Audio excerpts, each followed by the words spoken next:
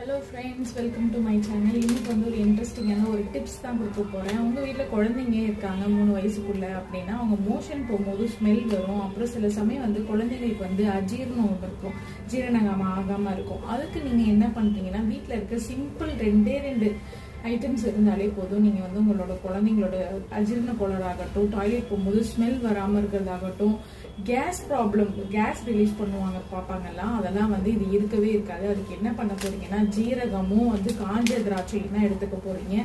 Normal கிஷ்மி இருக்கு இல்லையா, அதுவே போதுமானது தான். இது நீங்க ரெண்டுத்தையும் என்ன பண்றீங்கன்னா, ஒரு டம்ளர் தண்ணியில வந்து ஒரு 10 திராட்சை, கொஞ்சோண்டு ஒரு அரை டீஸ்பூன் வந்து ஜீரகத்தை போட்டு நல்லா கொதிக்க வச்சு நீங்க வந்து அதை கொஞ்சம் சுண்டினதும் ஒரு அரை டம்ளர் தண்ணியா வந்து அவங்களுக்கு கொடுத்துட்டு வந்தீங்க அப்படின்னா ஸ்மெல் ஆகட்டும், கேஸ் ப்ராப்ளம் ஆகட்டும், ஜீரணம் எல்லாமே வந்து பக்காவா நடக்கும் அப்படின்னு தான் நான் வந்து இந்த விஷயத்தை வந்து சொல்றதுக்காக வந்திருக்கேன். இதை தான் நான் வந்து யூஸ் பண்ணிட்டு இருக்கேன் என் பசங்களுக்கு. ஸோ வந்து நான் இப்போ வந்து கொதிக்க வச்சிட்டு இருக்கேன்.